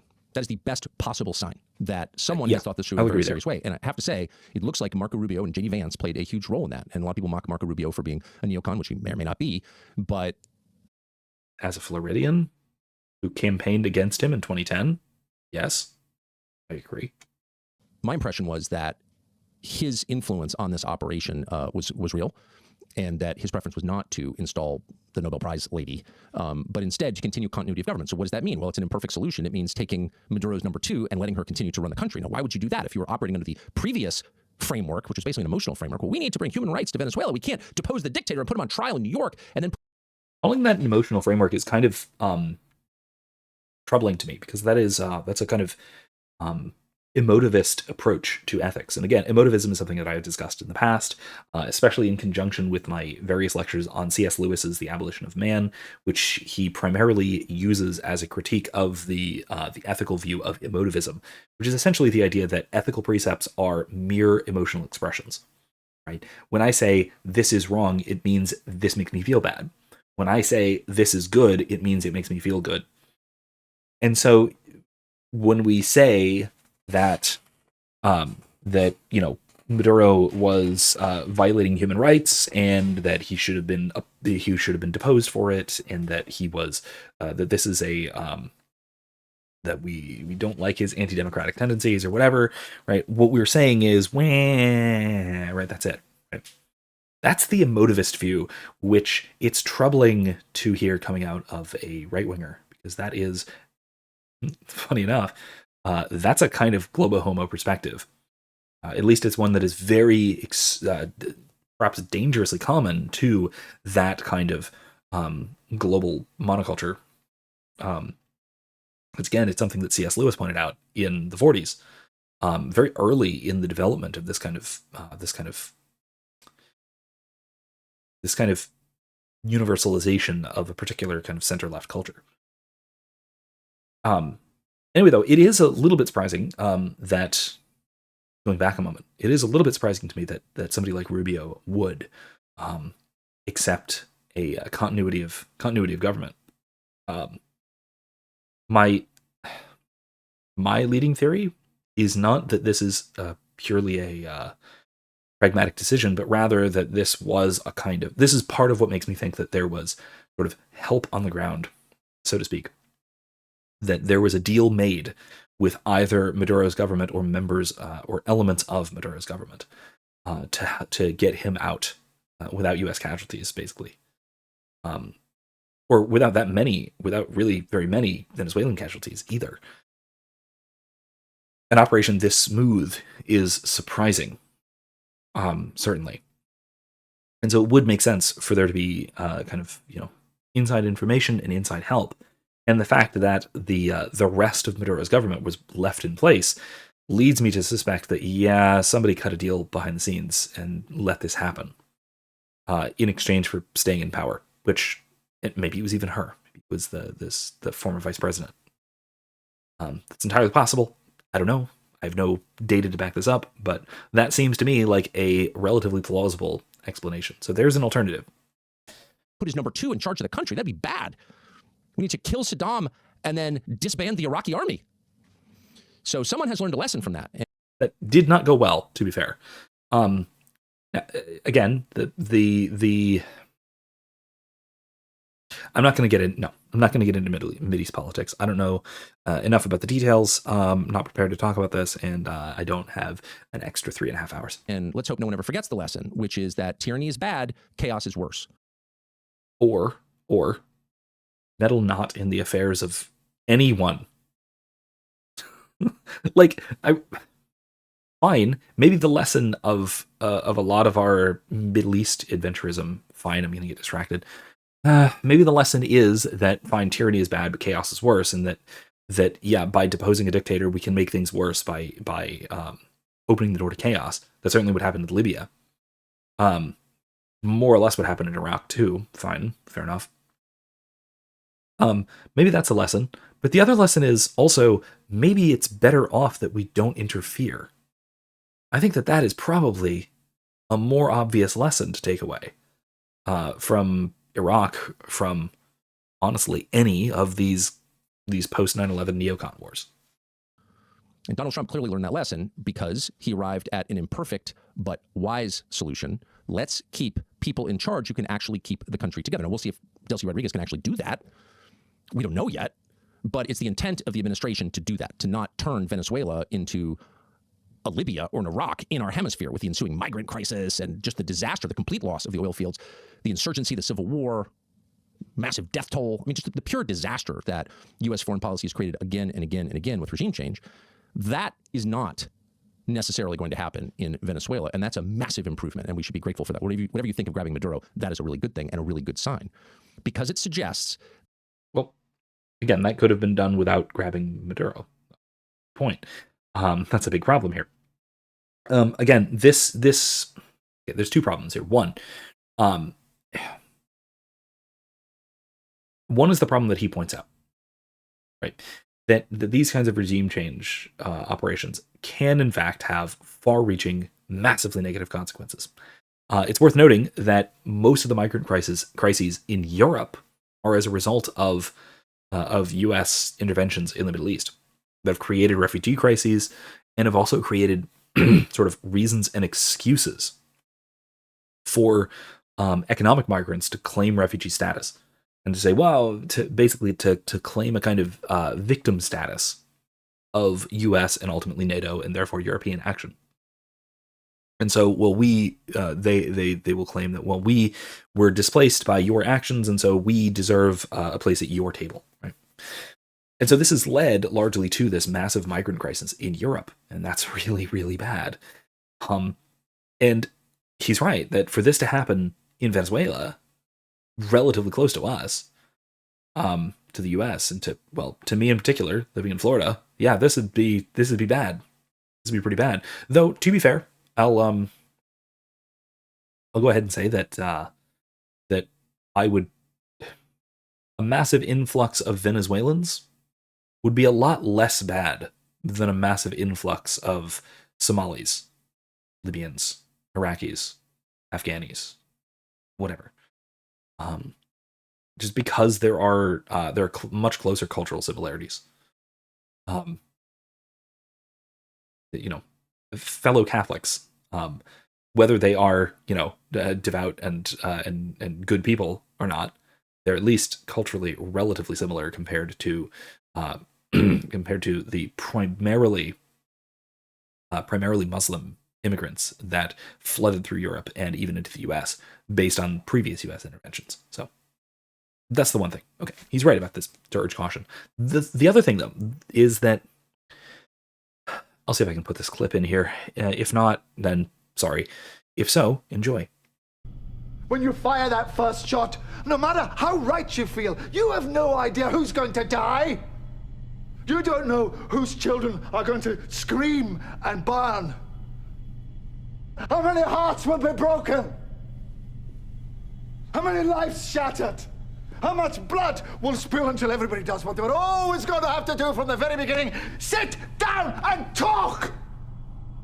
But there is I'm reminded of a bit from Doctor Who with Peter Capaldi from, I think it's called The Zygon Inversion, where he points out that war always opens the door to anything.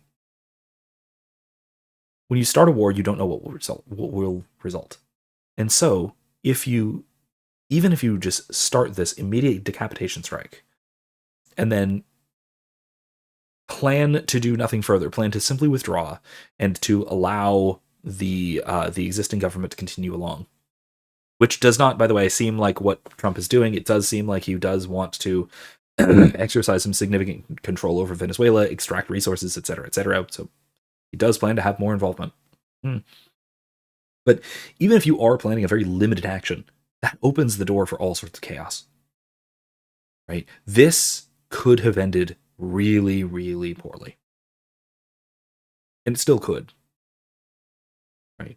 This could go all sorts of directions, and a lot of those are bad. And we don't know. We genuinely don't know whose lives will be affected by these actions, because they are dramatic actions that we are taking here. The kidnapping, essentially, of a leader of a sovereign country, that's a big deal, and that could have all sorts of repercussions that we do not expect, could not anticipate. And so, anytime that you start a war, it opens the door for any number of potential consequences that could ruin millions of lives.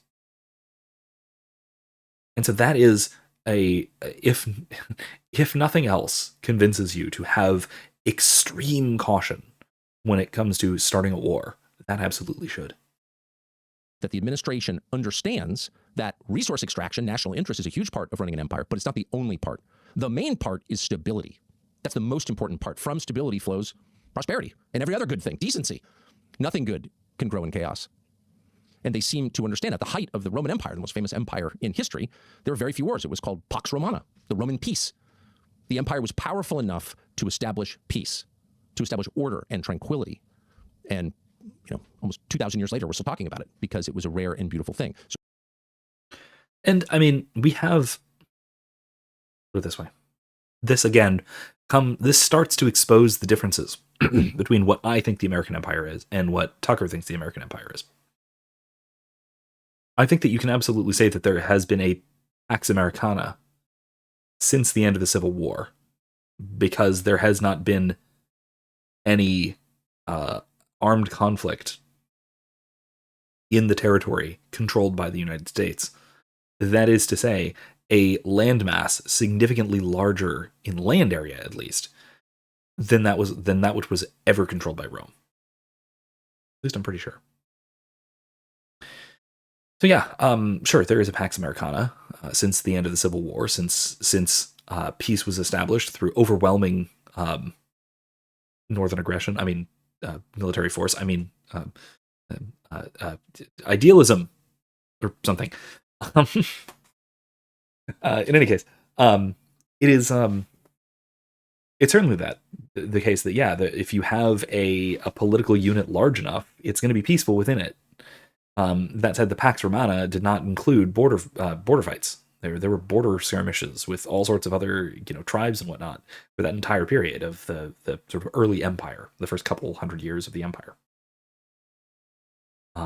In fact, there were all sorts of foreign adventures where various generals and even emperors would lead campaigns out into mostly Gaul, but really around the empire. And bring back plunder, bring back glory, and piss people off. And those chickens came home to roost. Just took a while. So careful there. Careful making these analogies. So ultimately, an empire exists. Its first job is to preserve stability in the world, or the portion of the world over which it rules. And the Trump administration seems to understand that and seems to be moving in that direction. And if so, that's a huge win. So get rid of the dumb, shrill harpies. Don't let them have any influence. We can't bomb Qatar. We're not going to threaten to murder the Ayatollah on Fox News. That's not how an empire behaves. We're going to make calculated. I mean, it is how an empire behaves, but that's my little caveat. I do tend to think that empires are, and I think history will bear this out, are fickle, let's say, and so are a tremendous threat to not necessarily those within, but their neighbors. And in some cases, tremendous threats to those within. It's just a kind of a very stable, to borrow the term, a very stable sort of threat. Right? The threat of oppression and legislation and taxation and all the nasty things that states do, just on a really big scale. Wise decisions about what's good for us and what's good for the part of the world that we rule over. The second thing you do once you announce that you're an empire is think through where this is going to go in the next several years. Like, what does the world look like 5-10 years from now? Well, today, about an hour and a half ago, the president announced that he is hiking the Pentagon budget from $1 trillion to $1.5 trillion. Just announced that. Why? Well, it's hard to know without asking him. He'll explain. But big picture, obviously, that's the kind of budget that a country that anticipates a global or regional war has for its. Yeah, this is also another issue that another thing that a lot of people specifically voted for Trump to do was to trim back the excessive federal spending, and he just increased the budget of the Pentagon by $500 billion. Great, very cool. Thanks, Trump. That's just literally the opposite of what a lot of people voted for. Military. There's no other reason to do that. That's not a peacekeeping budget. That's a war budget, a big war budget. Also true, though. So I think it's fair to expect, and all the signs suggest, that we're going to have a big war soon. A big war soon. I think everyone expects that to happen. Hope it doesn't happen, but obviously we're moving in that direction toward a world war. Sorry. So, yeah, that is unfortunately probably true. And once again, this is coming from Donald Trump, the no new wars candidate. But of course it is. That's actually pretty typical of American politics, like I pointed out earlier. I mean, Woodrow Wilson, even going back that far, campaigned on keeping the U.S. out of the First World War. He was lying, but and we kind of know this. Like there's plenty of evidence that he was in fact planning to enter the war from the beginning, but was campaigning against it, so he would win and would be able to enter the war and on beneficial terms. Blah blah blah. He was probably the worst human being to have ever been born on the continental United States. But I digress. Yeah, no, that's super common. So yeah, we've got President Trump ramping up to World War III after having, campaigned on peace. Great. how do you position yourself for that? Just to be really clear, just the bottom line, if Donald Trump wants to commit one act as president that will secure him a place in history forever as a hero, it would be to bring Russia back into alliance with the United States. Oh, Russia's bad. So I skipped over a bit where he's outlining the specifics of why Russia and in comparison to what and the geopolitics of it. Again, interesting, but not my specialization and not really the topic that I'm interested in addressing here. The point is that Tucker is here basically advocating that that the right move from a practical standpoint is to essentially court Russia as a would-be military and trade ally moving forward. So, okay. Right. Kind of hard to say that after Venezuela. And it's tiresome anyway. No, Russia is not bad or good. Russia is essential to the United States. The third thing to remember. Okay, so yeah. Again, I kept that part in just to demonstrate this purely pragmatic outlook, right? That which is true as far as it goes, right? That sure, it would be in fact beneficial to both parties involved to make peace with Russia and to normalize relationships and all that. That said, we can still condemn the invasion of Ukraine. And by we, I mean I can, Tucker can, the viewing audience can, right? Now, maybe the Trump administration can't do so coherently, but that's never stopped them before either. So they probably can too. And they probably even can do so while normalizing relations diplomatically, militarily, trade, economically, whatever. They could even just say, well, yeah, no, this was an unjustified and criminal invasion of a foreign country. We'd like you to stop, but we're not going to go to war about it, right? There's nothing incoherent about that.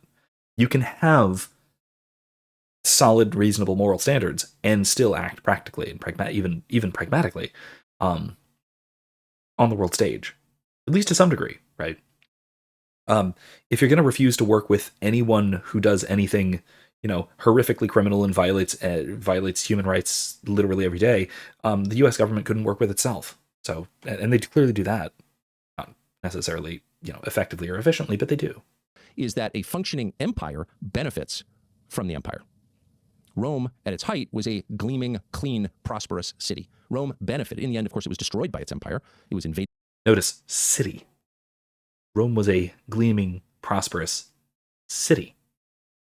So again, keep in mind what he's talking about when he talks about the American empire and what I have been talking about when it comes to the American empire. And we're going to see some contrast points coming up.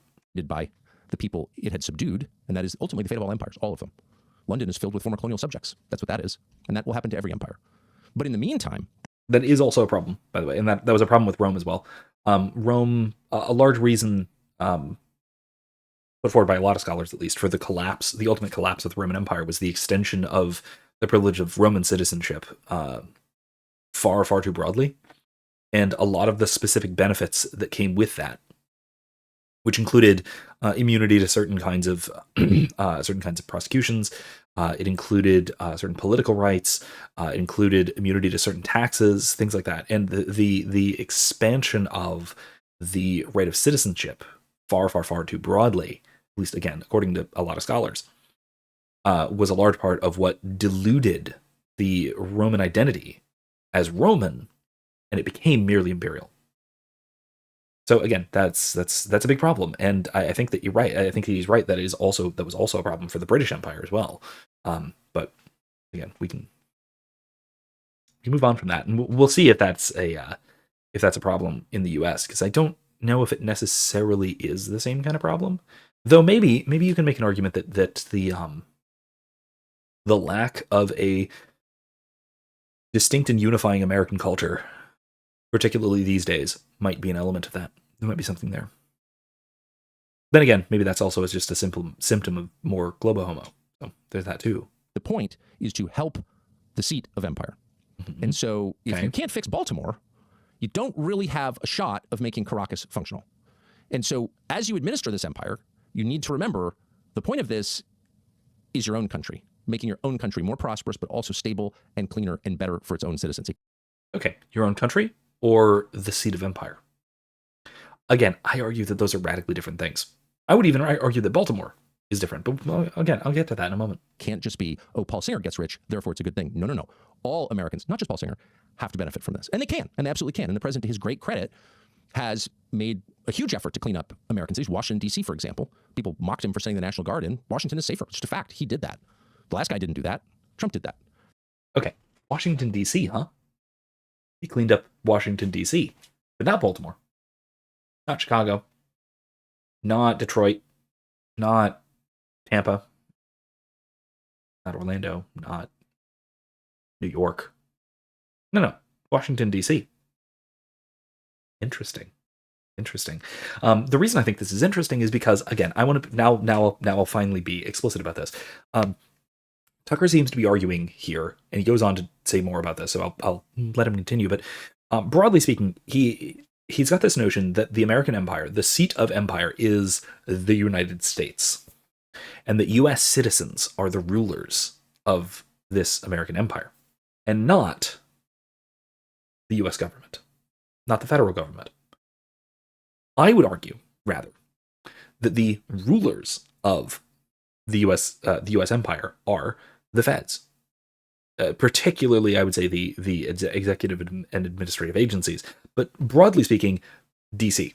It's the swamp. It's that thing that Donald Trump swore that he would fight against instead of empowering. But here he goes, empowering it more and more and more and more. So again, I think what we have here is a serious disagreement about where the seat of power lies and how big it is. I tend to think that the seat of power of the U.S. empire is a few thousand people around Washington, D.C. And of course, then, if that's the case, of course D.C. gets cleaned up. It's the seat of the empire.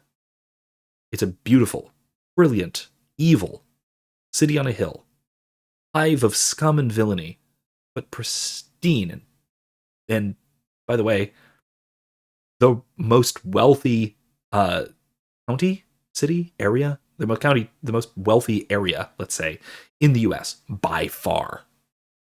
More so than Silicon Valley, more so than Wall Street. And of course, that's just due to imperial extraction. That's extraction of wealth from the colonies, that is to say, the 50 states. Including Baltimore, Maryland. Even though it's very close by to Washington, D.C., it is not part of the swamp, and so it is not. It doesn't benefit from empire in the same way that the capital does. That's what we are seeing, right? All of his analyses are spot on. The seat of power, the seat of rulership, the seat of the emperor does in fact benefit from empire. It's just that Tucker thinks that that seat of power expands across the US. I think that seat of power is specifically in DC, and it has been for hundreds of years. At least since the Civil War, probably more like since the Louisiana Purchase, maybe even since the ratification of the Constitution. Then again, the capital wasn't in DC yet, I don't think. Wasn't it? I know it wasn't at the Declaration of Independence. I don't think it was at the ratification of the Constitution, but remember for sure. Feel free to correct me on that in the comments. Go ahead. Keep doing that. Remember, an empire should be impressive. Not just its satellites or its colonies, but the mother country should be impressive. And ours can be. It is inherently. But yeah, look at all those brilliant white Romanesque buildings all over DC. And look at the absolute splendor of wealth, all extracted from the subjects of the empire that manages to coalesce in the national capital. Imperial capital, my bad. Yeah, no, the US is an empire, obviously now, but has been for quite some time. And it's a bunch of colonies called states ruled by the capital, ruled by an imperial seat of power. So again, all of this tracks, right? His analysis is spot on. It's just he's got the scope wrong. But the point of this is to help us. And the last thing to remember about being an empire is that it can corrupt you. And this is the fate, ultimately, of all empires. They are corrupted by the imperial project, and they become coarser. Power corrupts, right? I don't know about coarser, right? The imperial power doesn't necessarily need to become coarser. It can become more decadent as well. That's a kind of equal and opposite response, which is also pretty common, frankly. And maybe this is a cyclical thing too, because there are times at which imperial seats of power become more decadent, and there are times at which it becomes more brutal, which is what he's kind of talking about. They become coarse. They become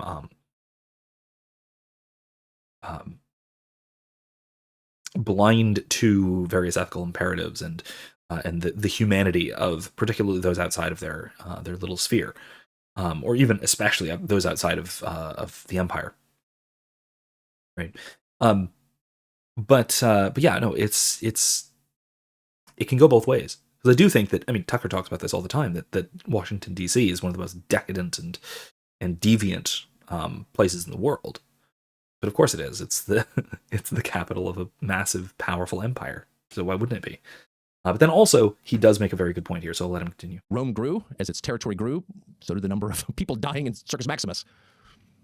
So that does happen over time, but fight back against it. You want to retain the fundamental decency of your country, even as you expand, as you take Greenland, take Venezuela, wherever else we're going. You need to remember, we are decent people. I don't think we can be decent people. But okay, hold on. Not true. I don't think that our rulers can be decent people if they're being aggressively expansionistic. Aggressive expansion is inimical to any kind of decency. It necessarily involves the running roughshod over the rights of others. So that's not decency at all. Now, we can be decent, but again, that relies on, once again, what I've been talking about, this distinction between us, the subjects of the empire, and the rulers of the empire. He seems to think that we rule the empire, which, again, I think is just kind of delusional. I mean, it's a common delusion to have, but I think that it's still quite clearly not the case. And again, I don't think we, by and large, as a citizenry, are in too much danger of becoming too blinded to these horrifying things. I think that we still maintain this kind of American decency that he's talking about, but our rulers sure as hell don't. And we're going to continue to live as though we are, with dignity. You are not going to become hardened by the violence that you sometimes commit on other populations. And that is really difficult to maintain. And you see this even in Washington. You saw this, in fact, 5 years ago yesterday when Ashley Babbitt was shot in the chest for doing nothing, an unarmed woman, an Air Force veteran, murdered. But even in Washington. It's like he doesn't even realize that Washington is the capital of the U.S. empire. But anyway, yeah, no, he's absolutely right. The Capitol Police and those in power, broadly speaking, see people like Ashley Babbitt, people like any kind of protesters who come to the Capitol as rabble, because of course they do. And it's not, again, I don't think it's because. Hold that thought. I'm going to let him finish up this thought, and then I will come back to this. James Byrd in the Capitol building, and nothing happened. And the reason nothing happened, the reason the guy who shot Ashley Babbitt, who'd already been disciplined for leading a loaded handgun in the men's room, so he had a documented record of recklessness. There's no reason to kill her. She posed no conceivable threat to him. But the reason that nothing ever happened is because there were almost no members of Congress who thought it was a big deal. Now, why is that? Why would members of Congress, 535 members of Congress, are they uniquely hard-hearted? Well, they are, actually. And why is that? Because they spend a huge portion of their day, every single day, talking and thinking about killing people in other countries. And if you watch enough snuff videos of the U.S. military taking out this or that bad guy, after a while, it inures you. After a while, it's not such a big deal to kill somebody. And you can make a case for that if there are foreigners who threaten you. You can never... Hold on, let's pause here. Because I don't actually think that's what's going on. Maybe that's part of it, sure. There's an element of that. Right? There is an element of, let's say, desensitization to overwhelming violence and on a mass scale. Sure, that's true, but I don't think that's primarily responsible for what was going on with the murder of Ashley Babbitt and for, in general, the disdain that our rulers have for rabble who dare to enter the Capitol, whether that is, the January 6th protests, or whether that is any given protest movement that happens to find its way to DC. No, I think what's responsible primarily is that those are the rulers and we are the ruled. And we're supposed to maintain that relationship, and that they get from that the impression that they are our betters. Because they're our rulers, right? They do, in fact, rule over us. That is, in fact, the case. That is true, right? It's not even like this is just a fiction. No, they have genuine power over us. They may not have authority, but that's a distinction for another video. Other podcast, whatever. No, they think they're better than us because they're more powerful than us. They have power over us. That's what's going on. It's the disdain of rulers over subjects. It's not merely the dismissive attitude of the desensitized to violence against their peers. Because I guarantee you that the cop who murdered Ashley did not see her as a peer, did not see her as an equal, did not see her as a person. He saw her as an invader, and some kind of, presumably, this is a presumption, but as some kind of lesser creature from out there, somewhere that doesn't matter, somewhere that's not DC. That's, again, I think that's what's happening. And it's evidenced by, I'm going to go back 10 seconds here, because I want to hear this part. I want to hear him say what he's going to say here, because this really does represent an instantiation of what I'm talking about, but on his sort of blown up scale here. So let's see. After a while, it's not such a big deal to kill somebody. And you can make a case for that if there are foreigners who threaten you. You can never make a case for the U.S. government casually killing Americans. All of us should be offended by that every single time, and we should push back against it. Hey, whoa, I'm not a Houthi. Don't treat me like one. I'm not a Venezuelan. Stop. It's the formation of an in-group, out-group difference. And he seems to be fine with that. Again, just at least in the monologue. And as I have said, again, I'll say this a third time, that Tucker Carlson is not one to make these kinds of distinctions lightly. I don't think he actually holds to this being a good thing, because he doesn't. He has repeatedly spoken out seriously against the idea of thinking of people in terms of their group identities or anything like that, and forming out groups and dehumanizing them. He's spoken out against that in no uncertain terms. So I don't think he's just outright promoting that. But the view of empire that he is expressing and putting words to here does require a kind of dehumanization of the outsider, right? Of the Houthi, of the Venezuelan, of the foreigner in general, of those outside the seat of power, of the colonized, as beneath the colonizer, of the ruled underneath the ruler. However, he's got the scale wrong. He thinks of us, US citizens, as the rulers, and those countries that we occupy as the ruled, whereas what's really going on with the US empire is that the US government, the federal government, are the rulers, and the citizens are the outgroup, or the ruled, are the subhumans. That's why they have no problem murdering us. Americans have to remember that the point of this exercise is to secure the homeland and everything good about it. And one of the very best things about the United States is the regard that Americans have for human life and for dogs. There's a sweetness and a sentimentality to Americans that... I mean, I have spoken about my objections to animal worship before, but that is very true. Though there is a sweetness and a sentimentality of Americans, both for people and for dogs and for cute fuzzy critters in general. I don't have either of my cats for this recording, for which I apologize, but point stands.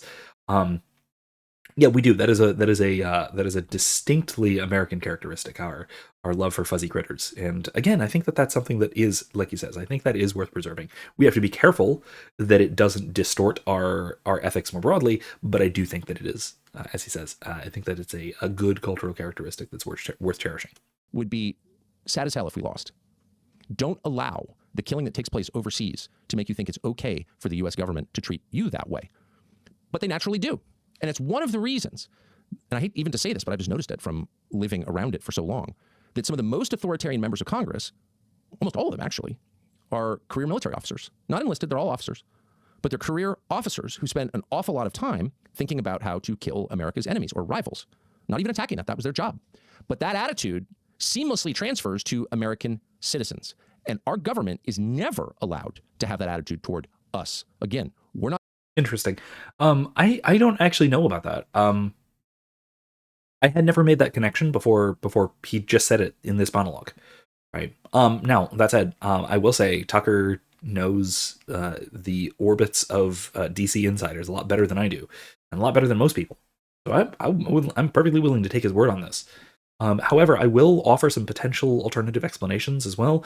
That them being officers in particular, it's not just that they are often planning for the killing of lots of people, but also there's something about being an officer in the military that encourages a kind of strict hierarchical thinking with you near the top of it, right? Officer as opposed to enlisted. That there is a class of people that are beneath you, and it's also military personnel in general at their worst. Now, this is not necessarily common, but you see it on occasion, can get a kind of hubris, a thank me for my service kind of hubris. And I do think that is probably more common among the officer corps than enlisted, and it's probably most common among those who go into politics. So maybe that's another element of what we're seeing, and another element that contributes to this kind of elitism and superiority complex over the rest of us, hoi polloi. Not Houthis. We have rights because we're citizens. No, we have rights because we're human. We have rights because we're people. Not even human. That's not even right. That's just humanist. That's just enlightened racism. Again, link in the description. I've talked about this before. But no. We have rights because we are persons. We have rights because we bear the imago Dei. We are beloved children of God. We are created in His image. We have inherent infinite dignity that cannot be vitiated by anything that is done to us. So yeah, no, we or that we do. So no, we don't have rights because we are citizens. We don't have dignity because we are citizens. We don't deserve respect because we are citizens. We have rights, dignity, and deserve respect because we're persons. We would have those same rights, that same dignity, and that same merit of respect if we were, in fact, foreigners or subjects. Serve at our pleasure. We own this government. You may say you own Venezuela. No. That's cute. No, we, meaning the citizenry, do not in any respect own the country or the government. This is that whole, like, the guy who is being pulled over by the cops and starts shouting at him that I'm your boss and I pay your salary, and then he gets tased and thrown in jail. Right? That's what's going on here. Right? This is the subject. This is just, a subject under the delusion of being a ruler, a slave under the delusion of being a master. That's all. That is a very common error, but once you learn to recognize it, it's a very sad and embarrassing error to spot. Okay. You don't own me. I own you because I'm the citizen and you're the servant. That posture is essential and very hard to keep up during the empire phase of civilization. Very, very hard. There's a much more healthy posture, which is that I am the citizen and you are the oppressor. You're the enemy. You're the invader. That's how we should think of our rulers. Not as our servants, because that's delusional. Not as our betters, because they're not. They're worse than us in every way. Just about every way. Maybe not intrinsically. Fine. They're still humans. And maybe not in wealth, sure, I guess. but we are absolutely, like, the general populace is way more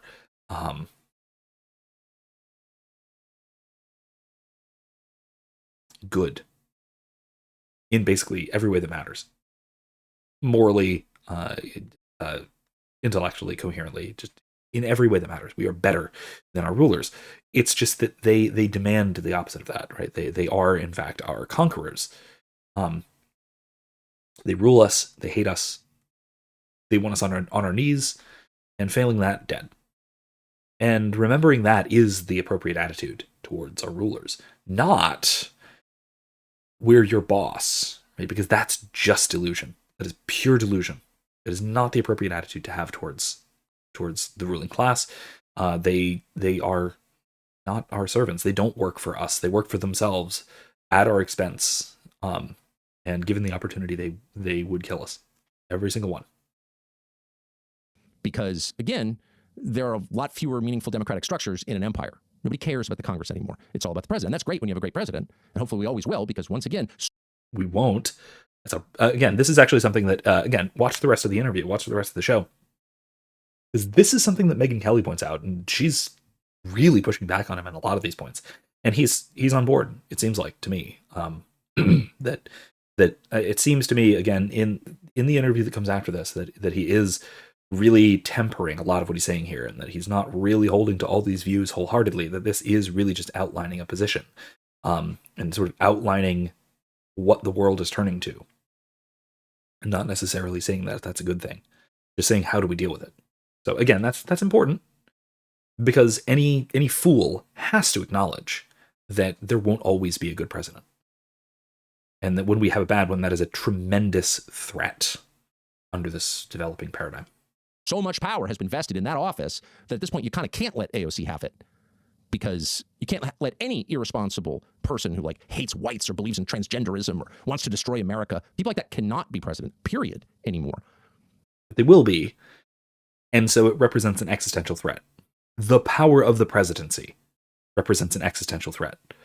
The power of the imperial presidency represents an existential threat, not just any given candidate. And that's a crucial thing for us to remember. And how do we deal with that? Well, by radical decentralization, by divestiture of power, by anything that will halt this progress is how we solve that problem. Because there's so much power now in the presidency that they could do the kind of damage you don't even want to think about. But you have to push back against an imperial government treating you like a subject. And there is no issue on which this is clearer than free speech, which, once again, is the basis of our country.